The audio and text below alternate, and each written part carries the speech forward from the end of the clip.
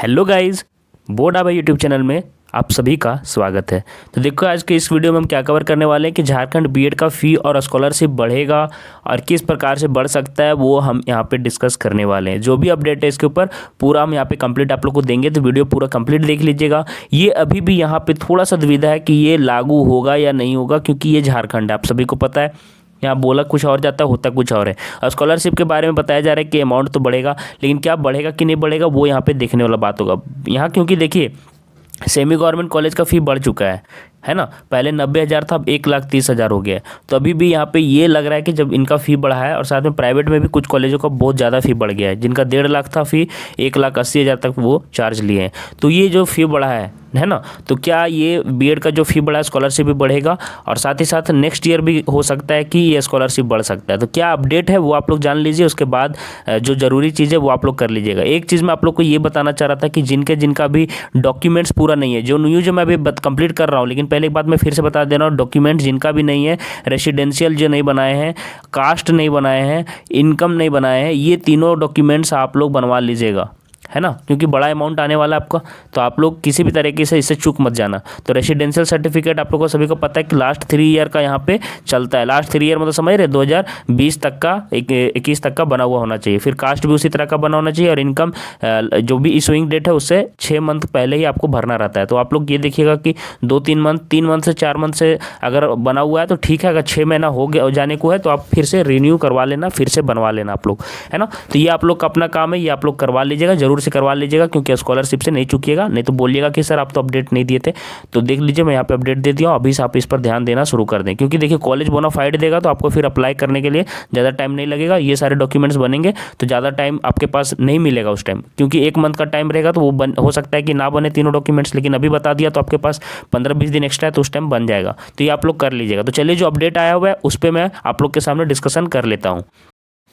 ये देखिए यहाँ पे क्या अपडेट है कि निजी बीएड कॉलेज, देख लीजिए आप लोग, निजी बीएड कॉलेज का संबंध शुल्क 3 लाख और नामांकन शुल्क बढ़ने के आसार। तो कितना बढ़ाओगे यार, कितना फ़ी बढ़ाओगे? तो झारखंड में देखो कितना फ़ी बढ़ने जा रहा है। तो ये अगर हो जाता है अगले साल तो फिर बहुत ही दिक्कत होने वाला है। फ़ी देखिए ना कितना बढ़ रहा है। निजी बीएड कॉलेजों का संबंधन शुल्क 3 लाख तक जाएगा और नामांकन शुल्क बढ़ने का आसार। इतना हो जाएगा ना तो फिर ये जनरल वालों के लिए बहुत ही ज़्यादा दुष्कर हो जाएगा। आप लोग जो भी जनरल वाले कॉमेंट जरूर कीजिएगा कि क्या ये सही डिसीजन है, क्योंकि आप लोग को स्कॉलरशिप भी नहीं मिलता है।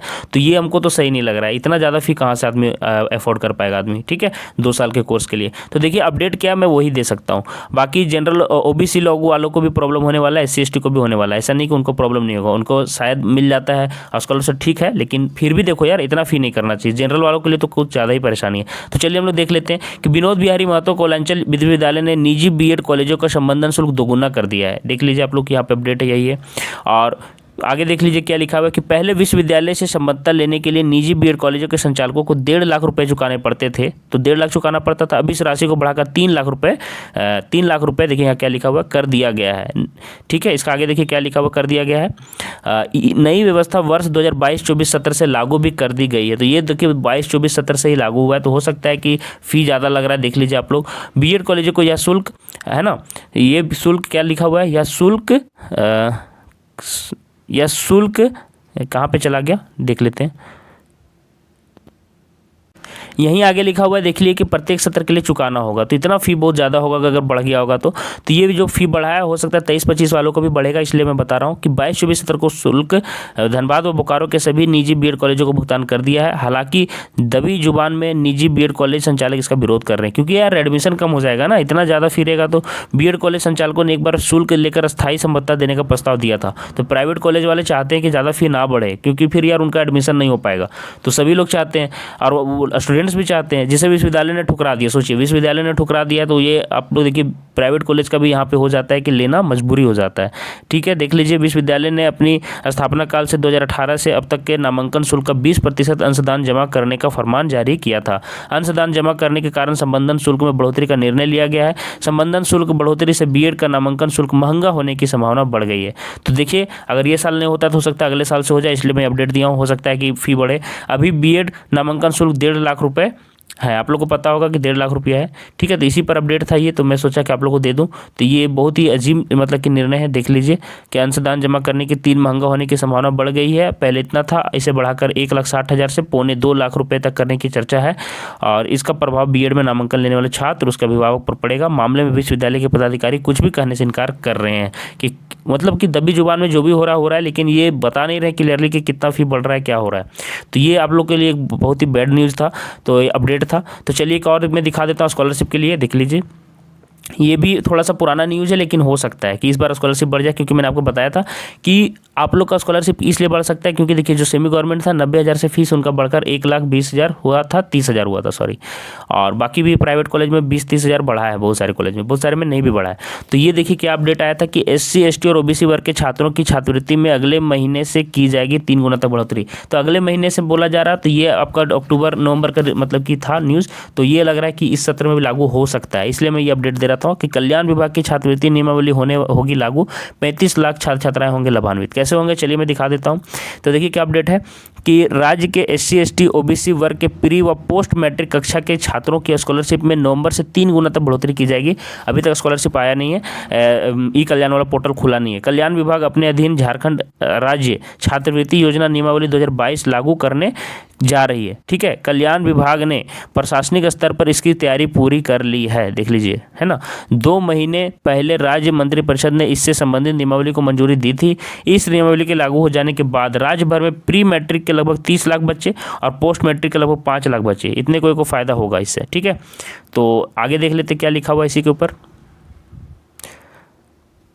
तो देखिए मैं आप लोग को अपडेट क्या दे रहा हूँ, मैं आप लोग क्लियरली समझ लीजिएगा कि 1 से 4 वर्ग तक के छात्रों को पहले 500 थे, अब 1,000 कर दिया जाएगा। और 1,000 था तो यहाँ पे 1,500 तो कर दिया जाएगा, यहाँ पे दिया हुआ है 5वीं से 6ठी के लिए।